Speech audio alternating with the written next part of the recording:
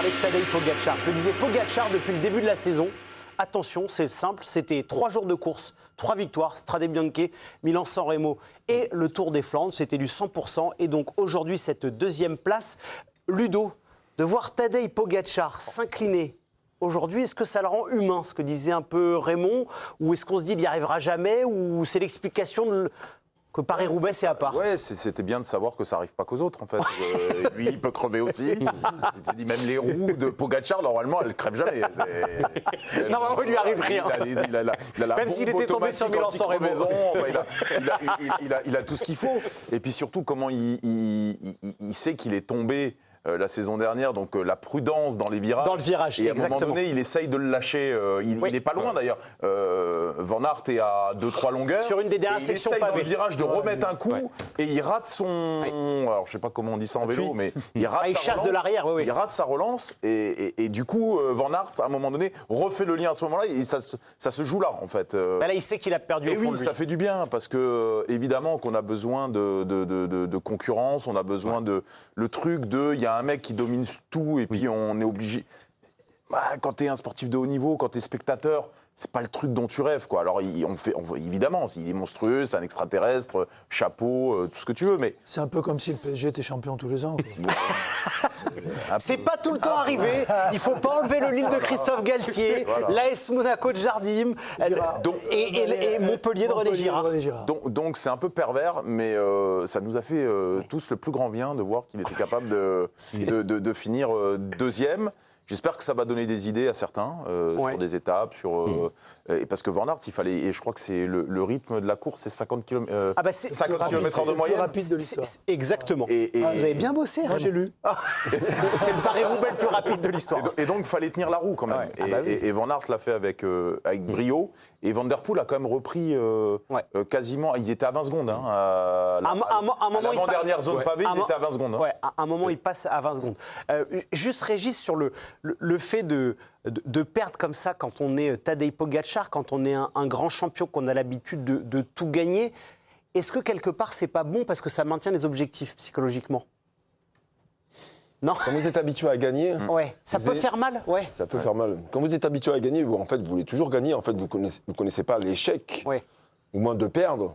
Il n'y a rien. Vous terminez deuxième de Paris-Roubaix. En 2 participations, c'est exceptionnel déjà. Le journal, à chaque fois, il gagnait tout le temps, Et quand j'ai regardé le résumé tout à l'heure, et à la radio, j'ai entendu qu'il avait perdu, je dis, quand même. Ça peut arriver. Mais à sa place, quelque part, je ne connais pas le personnage, mais vous êtes habitué à gagner, vous gagnez tout le temps. Vous gagnez tout le temps. Les jours passent, mais c'est toujours lui. Et quelque part, moi, je pense qu'il est quand même marqué, quelque part, parce que vous n'acceptez pas la défaite. Parce que vous vous posez la question, comment j'ai pu perdre ?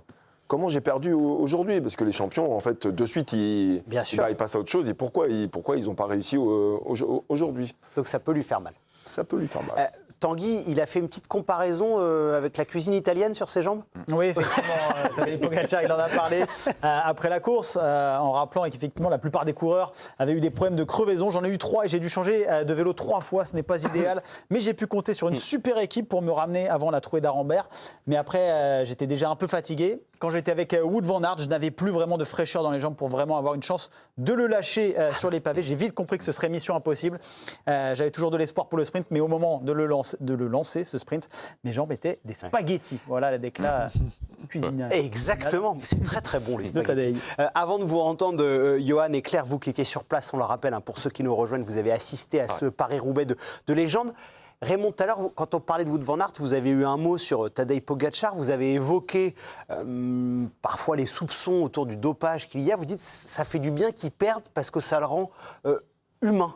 Vous trouvez que c'est important qu'il perde, qu'il soit battu? C'est important pour le cyclisme. Oui. De se dire que oui, c'est pas toujours le même. Et je le confirme, ça balaye un peu tous les soupçons, ce qu'on entendait, parce qu'il gagne toujours trop facile.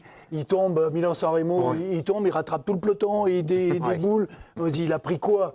C'est pas possible. Et là, c'est vrai que son ascension de la Cipressa était forte. Je trouve que ça le rend...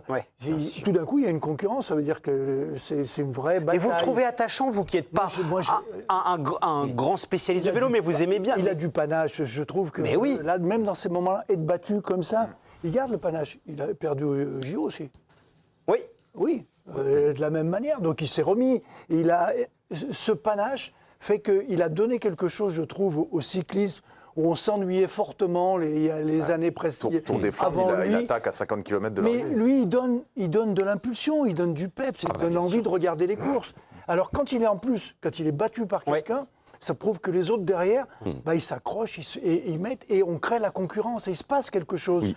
On a envie de regarder ces courses maintenant. Avant Paris-Roubaix, je suis désolé, surtout le jour où il pleuvait, on n'attend aucune chose, c'est qu'il y en a un qui tombe. Oui, même si évidemment... C'est comme les courses automobiles, on attend l'accident et puis le reste. Mais Raymond, ça juste un petit quelque chose par rapport à l'ambiance quand on dit on attend. Là aujourd'hui, donc il y avait la trouée d'Arambert, donc ça ne dure pas si longtemps.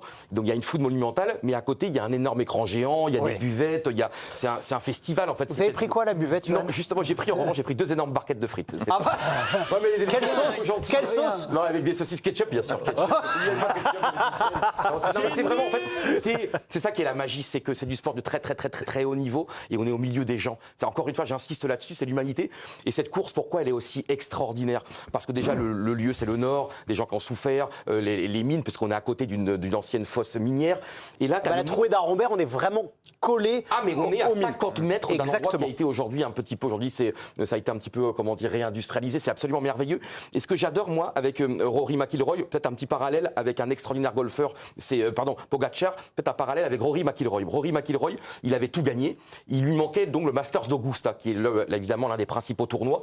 Il a attendu des années et des années et des années, et ça s'est fait l'an passé. Mais après, il avait tout, il lui manquait ça pour faire le grand chelem des plus grands tournois. Et ce qui est magnifique, son émotion avait été extraordinaire l'an passé, parce que des années d'attente, des années d'échecs, des années deuxième, des années passées si près.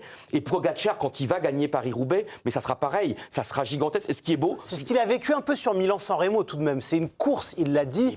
Ça a été l'objectif de sa vie. Ça peut faire pareil avec Paris-Roubaix. Mais quand tu attends tu vois, c'est ça qui est génial. Il a gagné le Tour de France plusieurs fois. C'est un héros. Là, il est en lice pour la 5e Tour de France. Il a tout ce gars-là. Et là, il y a l'obsession de cette course qui est évidemment à nul autre pareil. Et ce qui est beau, t'as vu comment il s'entraîne, t'as vu comment il est venu repérer les lieux, comment ça devient une obsession. Ça, c'est magique. Alors, qui va manger le cerveau de l'autre? Est-ce que c'est finalement Paris-Roubaix qui va manger le cerveau de Pogacar à l'arrivée? Est-ce que c'est Pogacar qui va réussir à vaincre ce démon? Et c'est même quasiment, ça devient une lutte fraternelle, démoniaque entre les deux. Et vraiment, ce qui est absolument... Vous pensez qu'il va la gagner un jour? Parce que ces coureurs, je regarde et je vous écoute, il y a peut-être des courses, comme les joueurs de foot, il y a des stades où tu gagnes pas. Et tu Claire, elle est pour vous celle-là. T'es bon, t'es pas bon, tu vas dans des endroits, en fait, t'es toujours nul. Et est-ce que les cyclistes, à un moment, il y a des courses, ça veut pas le faire, ça veut pas le faire? Mais en tout cas, c'est celle-là pour Pogacar, et c'est pas que le résultat d'aujourd'hui qui nous fait dire, parce qu'en fait, il n'y a pas de dénivelé positif, donc il n'y a pas son vrai terrain à lui, quoi. En plus, là, il est quand même battu, je reviens au cyclocross, je suis désolée, mais par 2 spécialistes de cyclocross, donc la technique. Vous avez raison de le dire sur la technique, parce que la faute que décrivait Ludo, ça, c'est purement de la technique, exactement. Totalement. Bon, après, on dit que Van Aert est un peu moins fort techniquement que Van Der Poel, mais la preuve que voilà. Et ensuite, ce qui est sûr, c'est que moi, je pense qu'il va la gagner. Quand, je ne sais pas. Quel scénario, je ne sais pas. Mais je suis sûre qu'il va la gagner parce que je pense qu'il lâchera jamais le morceau. Oui, c'est sa mentalité. Ouais. Et Claire, peut-être, la question aussi un peu de Régis. Je trouve que ce qui s'est passé aujourd'hui rappelle à quel point Paris-Roubaix est une course unique dans l'univers du vélo. C'est quelque chose de dantesque. Enfin, l'état. D'ailleurs, juste Tanguy, avant que Claire réponde, peut-être les photos de Pogacar sous la douche, il était anéanti. C'est un classique. On va voir effectivement la douche d'après Paris-Roubaix avec les coureurs qui vont. On va voir quelques instants. Ouais, c'est une douche un peu collective où on les voit effectivement souvent. Oui. Voilà, donc avec les photographes qui sont également là. Merci. C'est vous, Tanguy, qui avez pris les photos? Non, moi j'étais ici, je préparais mon info tout à l'heure. Claire, pourquoi c'est si dur Paris-Roubaix?